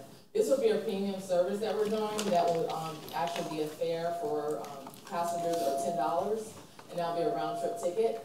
And we'll have convenient locations from Plant to King High School, Alonzo, as well as West Shore Plaza. So we have different locations hoping to garner that support from those communities so they can get to the games and relieve some of that traffic congestion that the Bucks experience on a game day experience. So not so much for fans, but. So I want to thank Commissioner Merman for her support in this effort. She reached out to the Tampa Sports Authority and gave us some connections so we could develop that relationship. So it's an exciting opportunity to get some individuals who normally don't use our service to actually use our service during this pilot. And then again, to relieve some of the traffic going into the stadium and out of the stadium, as well as support the community in their efforts of just being participants on our service. So we're looking really forward to it. The staff is really excited about it because it's something that we're doing that's different and a little bit innovative and transition us from that regular bus company to a transit organization. So another step in that direction. Great. Director Flores. Yeah, you've got one problem. You're starting to pick up in the fourth quarter. After yesterday, I think you're going to have to start picking up at halftime. This First quarter. Okay, one caveat, we should not be measured by the Bucks' success.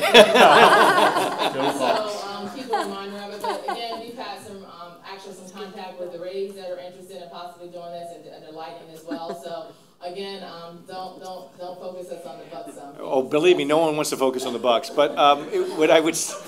When you start doing with the Rays, obviously a partnership with Pinellas would probably be a good idea too, based on certain things. So I think it's a great idea. It's something that other cities do across the country. It's something that we should have been doing long ago, and we know it wasn't our issue specifically, but I'm glad that we were able to push it through. So thanks for your work. Well, we're developing the right relationships now, so it's going to be again an exciting opportunity for this agency. Absolutely. Thank you. Right. Perfect. Good job. Yeah, nice job.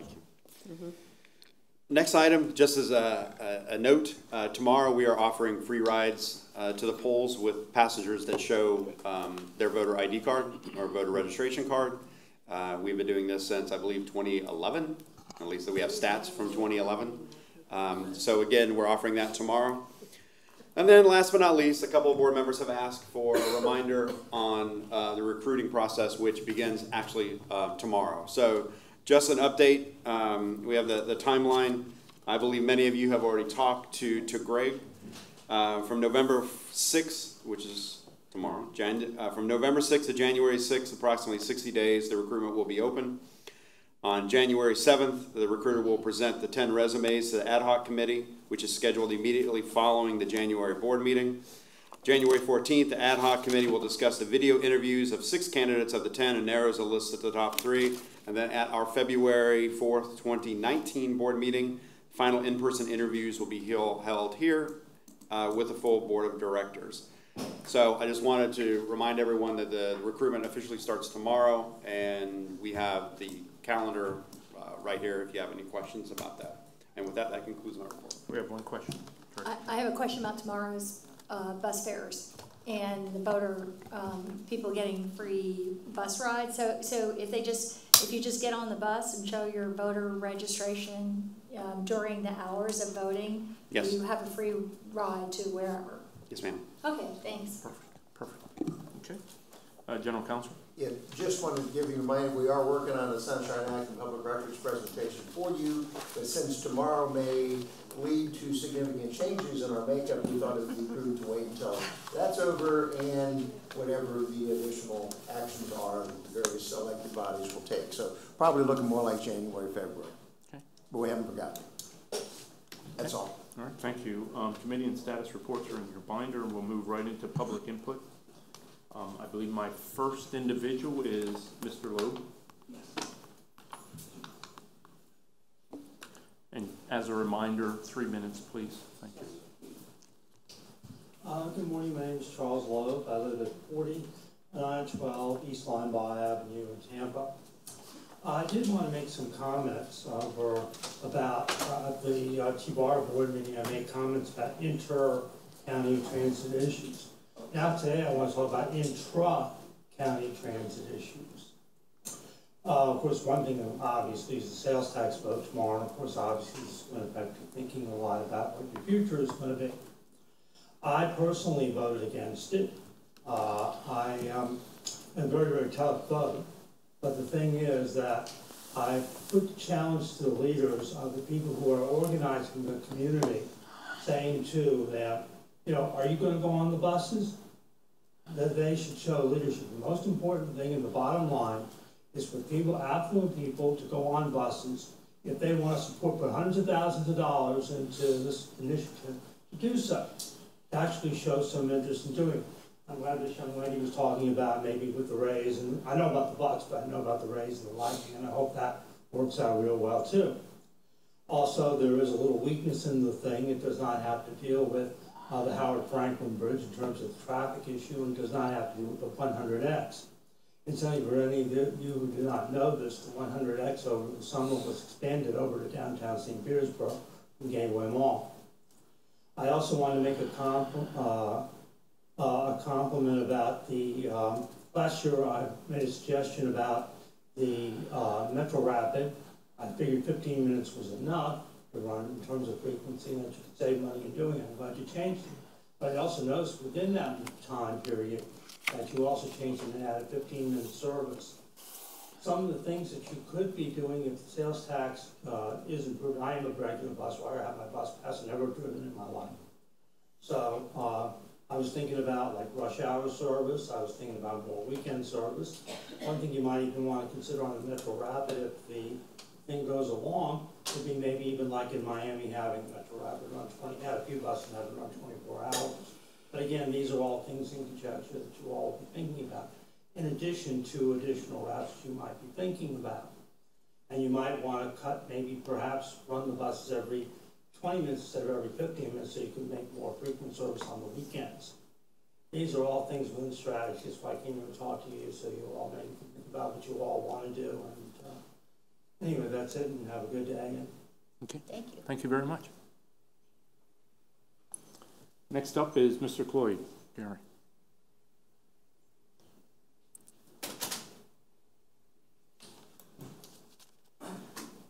Thank you, Mr. Chair, members of the board, Gary Cloyd, Transit Advocate.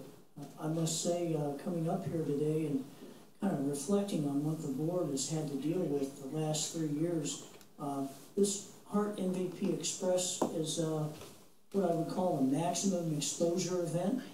Commissioner Merwin, thank you for your leadership in getting people in the right direction. And thanks to HART and the Hillsborough County Public School System, and actually former County Commissioner Mark Sharp, he had some dialogue with me back in the spring about the same issue. And thanks to everybody on the HART admin staff. And as you start this service Sunday, to reflect on what this can do for the agency itself, like Ms. Lee had pointed out, some riders that might not be there, and how you prepare for the Super Bowl here in 2021, how you navigate through traffic, how you increase ridership, how you promote the system as a whole, to get those first, second, and third shift people to work, how you get those stay-at-home parents, how you have college students that depend on the bus system.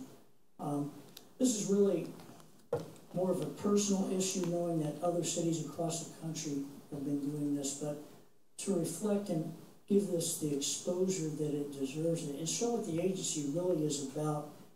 And not only that, that the streetcar is running on a more frequent basis, and that the Cross Bay Ferry is here. All these small, integral kind of things make the agency operate the way it needs to, and hopefully the funding in the next calendar year will be a reflection of that. Thank you. Thank you, Gary. Next up is Ms. Butler.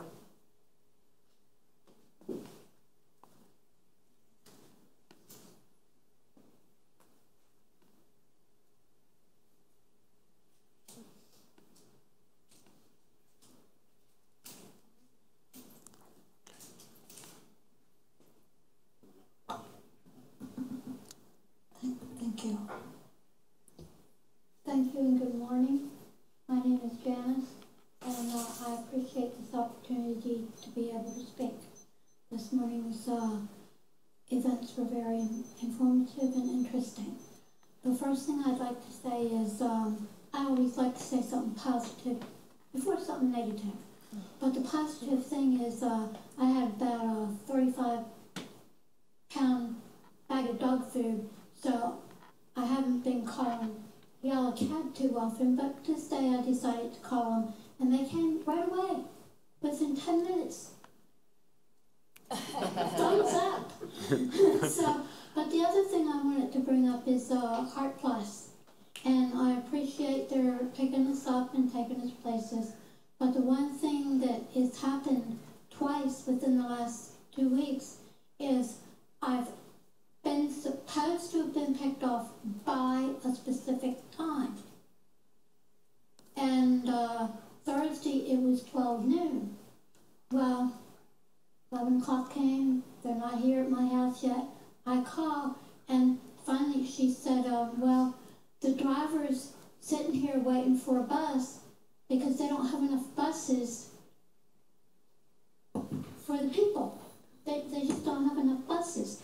So that's not acceptable. I was 43 minutes late. And the other one was 20-some minutes late. Luckily it was a meeting that, well, you know, they overlook it pretty well. But if it was a doctor's appointment, I had 3 doctor appointments that same week. And if you're that late for a doctor's appointment, they will make you reschedule.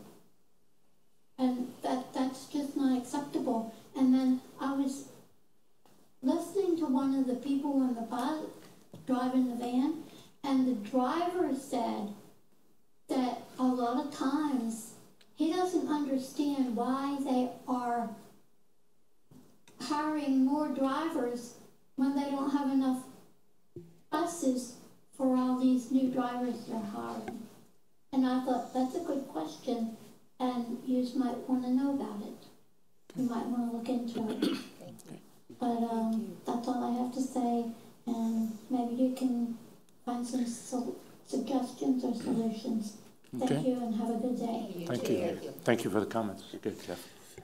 Thank you, Mr. Chair. And Ms. Butler, you're absolutely right. It's not acceptable. And we do have a shortage of vans. It is not a secret. It is something that we are working on. We have 15 vans that are being delivered in December.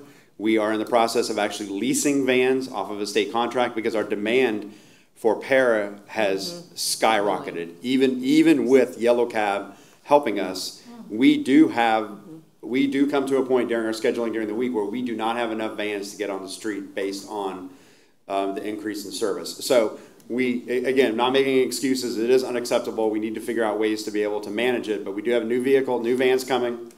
within the next 30 days. We're in the process of leasing. We're also actually looking at additional funds from somewhere to be able to buy additional vans, again, to be able to get here and to be able to help with our support. Well, hopefully after tomorrow, you can buy as many vans as you need. Okay. All right, our last citizen is Ms. Peterson.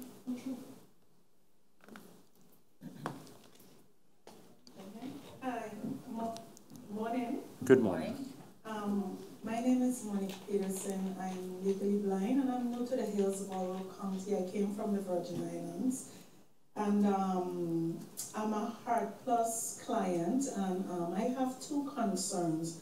The first one being the yellow cab same-day transportation service that we have. I've had such a bad experience, and they have left me stranded on more than 3 occasions. And being legally blind, it's kind of frightening because you're standing somewhere and it's dark. And they're telling you that they're coming, and I'm calling back, and no one showed up. And I think they can do better. What I've observed is that if you're going short distances, they're not really eager to come and pick you up. I don't know why, but that is my first concern. I would like to see that issue addressed because it's not just me. Several of my friends have had very bad experiences with them. And my second concern is with the HART Plus itself. I've had a pretty good experience with them. They're eager to help for the most part and stuff, but sometimes what they do is when you have an appointment, they seem to, if they have a, how to put it, like a set of us may be going at the same place, and they would send one bus to pick up one person, and I'm like, and then they'll send another bus to pick up another person, and sometimes we're going maybe 5 minutes away from each other, and I'm like, that doesn't really make any sense, but they say it's computer generated, the schedule. So we attend the lighthouse, and some of us, we all go to different functions, and then they would have one bus pick up one person, and I just can't see the sense in that. But other than that, the service has been pretty all right, but for the same-day transportation, the yellow cab, I would like to see more of an effort put out, because it gives us a sense of independence when we can't drive or can barely see, to be able to get up and say, well, okay, I have to pick up a few things at Walmart. Let me call a yellow cab. But they tell you, 15 minutes, and then you're waiting an hour, 2 hours, and then they're not coming at all. So that's my, those are my two concerns. And this session is quite informative. And, I've learned a lot just sitting here. And I would like to thank you guys. Okay. Thank you for coming. Well, thank you for coming, yes. Okay. And comments? Any comments? Okay, thank you. And we'll move right on. Any old business? No. Any new business? Oh, I'm sorry. New business. New business. Thank you. This item actually came from another commissioner's office, to see if I could bring it up here at the HART board meeting. This person's not on the board, but evidently there's a bus stop at the corner of Stall Road and Orange Grove Road. I think it's Orange Grove Drive, actually. It's a major transfer point. There's a lot of development in the area, and evidently there's always a large number of people waiting for a bus at that location. They would like to have a covered wait area for the people that are waiting for the bus, and want to know, currently I guess there's only a small bench that's open to the elements. Right. We'll have staff look at it. Yeah. Will you? And yes. then could you get back to my office? Yes. Yes, ma'am. And then I also got, I don't know, it was like last week was HART week. I got another request from the sheriff's office to bring back the bus stop at the Orient Road Jail. Especially in front of the center where they do a lot of probation services and different. You used to have one there, and you took it away, and they really need to have it back. So we'll look at I that can, yeah, and I can give you the person to talk to. Okay. If you need that. I'd be happy to look at it. Okay, thank you all. Good very input, much. thanks. And with further ado, that adjourns our meeting today. As tomorrow is voting day, I would encourage everybody to get out and vote, those who have not. So, thank you. Meeting's adjourned. Do you think Mary will? Okay. Jeff, did we get everything done? Well, Did we get everything done? Yes, sir.